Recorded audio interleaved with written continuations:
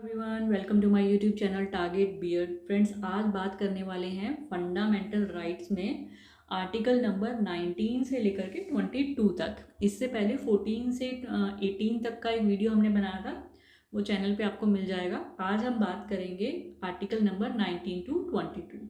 बहुत ही ईजी है, आइए जल्दी से स्टार्ट करते हैं। Let's start. First of all देख लेते हैं आर्टिकल नंबर 19 क्या कहता है। प्रोटेक्शन ऑफ 6 फंडामेंटल राइट्स, हमारे 6 फंडामेंटल राइट्स हैं, उसकी प्रोटेक्शन की बात की गई है।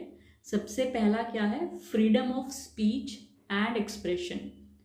नेक्स्ट है freedom to assemble peacefully, freedom to form associations और unions, freedom to move freely throughout India, freedom to reside and settle in any part of India, freedom to practise any profession और occupation.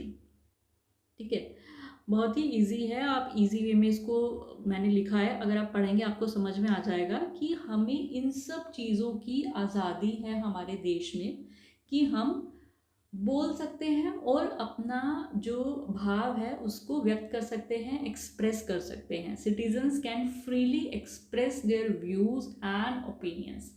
But इसमें भी कुछ कुछ तरह की restriction है। आपको फ्रीडम है स्पीच और एक्सप्रेशन का, हमारे कंट्री में तो बहुत एकदम फ्रीडम है, आप बोल सकते हैं, लोग बोलते भी हैं। बट कभी भी अगर आप कुछ ऐसा बोलेंगे कि वो सामने वाले को हानि पहुंचा रहा है ना, तो वहाँ पे एक रिस्ट्रिक्शन आ जाता है। फ्रीडम ऑफ स्पीच है, आप अपनी भाव व्यक्त कर सकते हैं, अपने ओपिनियन, अपने व्यूज़ दे सकते हैं, बट किसी और को, किसी और के मान सम्मान को हानि नहीं पहुंचनी चाहिए।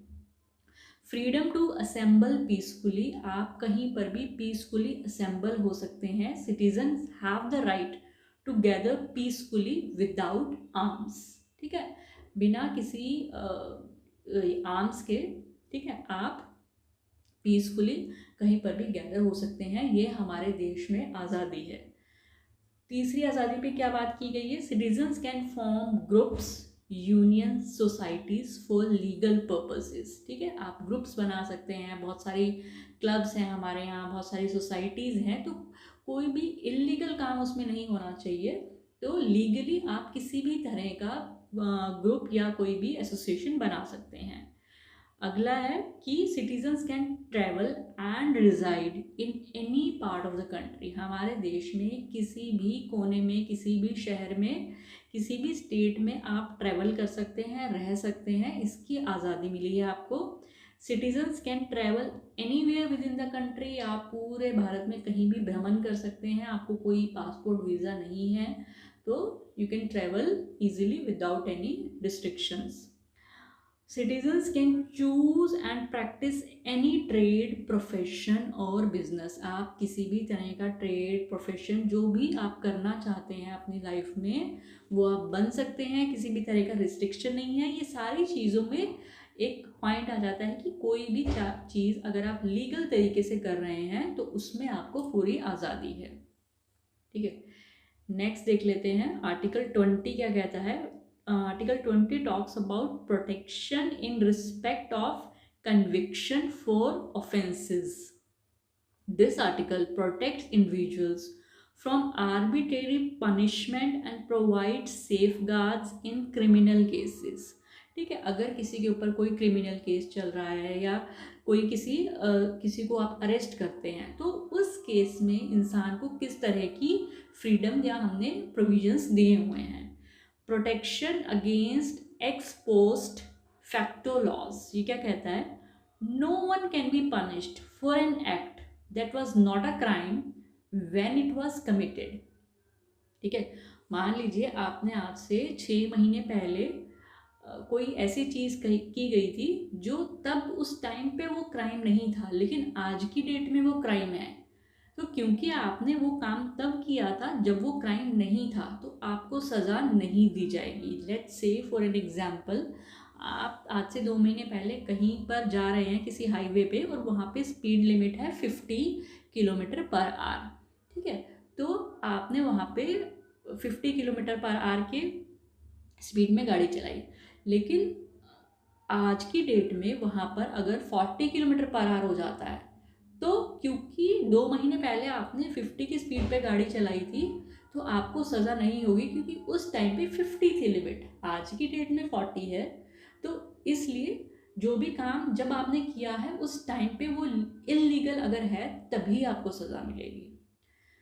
Protection against double jeopardy. No person can be tried and punished more than once for the same offense. एक ही क्राइम के लिए आपको 2 बार सज़ा नहीं हो सकती। मान लीजिए आपने कोई भी क्राइम किया है, किसी ने कोई चोरी की है, मर्डर किया है, कुछ भी किया है, तो उसको उस चीज़ की सज़ा एक ही बार सुनाई जाएगी। 10 साल, 5 साल, 15 साल जो भी है वो सज़ा सिर्फ वन टाइम होगी। ठीक है, एक क्राइम के लिए 2 बार सज़ा नहीं सुनाई जा सकती। Protection against self incrimination. No person accused of a crime can be forced to testify against themselves. अगर किसी को हम अरेस्ट करते हैं, पुलिस किसी को अरेस्ट करती है, तो उसको ज़बरदस्ती हम कोई भी बयान दर्ज नहीं करवा सकते, हम उसको फोर्स नहीं कर सकते कि वो अपने खिलाफ अपना जुर्म जो है उसने किया है या नहीं किया, वो तो कोर्ट डिसाइड करती है, बट ज़बरदस्ती उस पर प्रेशराइज डाल के हम उससे वो चीज़ कबूल नहीं करवा सकते। ठीक है, किसी भी तरह का एनफोर्स नहीं किया जाएगा। उसको आज़ादी है चुप रहने की, उसको आज़ादी है कि वो मना कर सके, डिनाई कर सके, तो फोर्सफुली कोई भी चीज़ नहीं की जा सकती। आर्टिकल 21 क्या कहता है? Protection of life and personal liberty. पहला है right to life. This means more than mere physical survival.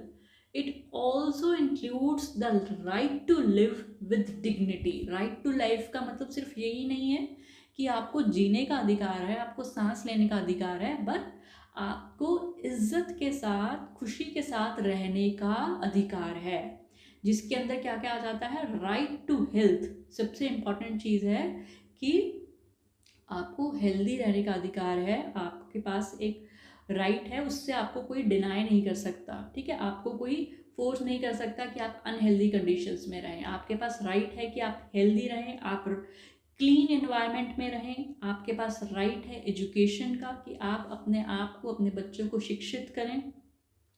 Right to personal liberty. This protects individuals from unlawful detention और रिस्ट्रिक्शंस. ठीक है, किसी भी इंसान को हम अनलॉफुल मतलब कि बिना किसी क्राइम के, बिना किसी रीजंस के हम उसको डिटेंशन या किसी तरह का रिस्ट्रिक्शन नहीं लगा सकते उसके ऊपर। अगला है राइट टू प्रिवेसी. हर इंसान को हक है कि वो अपने तरीके से जैसा वो चाहता है वो जी सके। ज़बरदस्ती आप किसी की लाइफ में इंटरफेयर नहीं कर सकते। ठीक है, अगला है article 22 protection against arrest and detention. This article provides safeguards against arbitrary arrest and detention. सबसे पहला है, अगर आप किसी को अरेस्ट कर रहे हैं तो उसके पास ये राइट है कि आप उसको बताएं कि आप उसको क्यों गिरफ्तार कर रहे हैं. Any person arrested must be informed of the reasons for their arrest. अगला है right to legal representation. The arrested person has the right to consult a lawyer of their choice. अपने तरीके से, अपनी पसंद का वो लॉयर चुन सकता है. उसके पास ये राइट है कि कोई भी इंसान अगर अरेस्ट होता है तो वो अपने लिए एक लॉयर हायर कर सकता है. Right to be produced before a magistrate. कोई भी पर्सन को अगर आप गिरफ्तार करते हैं तो 24 घंटे के अंदर अंदर आपको उस इंसान को कोर्ट में पेश करना होगा. ठीक है, protection against preventive detention. While preventive detention laws can be enacted, the article provides specific protections such as requiring the detained person to be informed of the grounds of detention and the right to challenge the detention.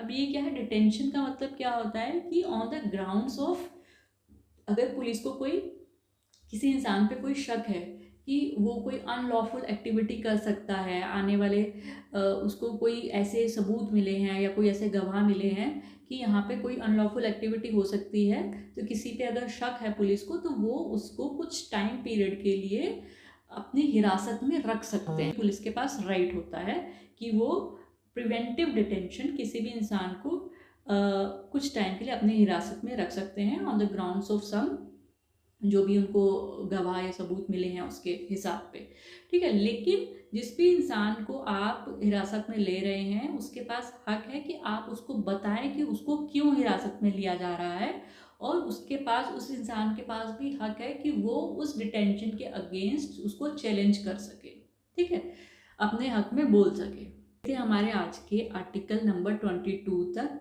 बहुत ही easy है, easy language में मैंने लिखा है, एक बार इसको पढ़ लें।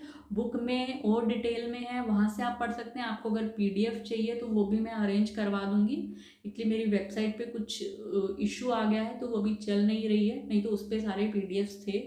तो अभी मैं देख रही हूँ किस तरह से आपको प्रोवाइड करवाए जा सकते हैं।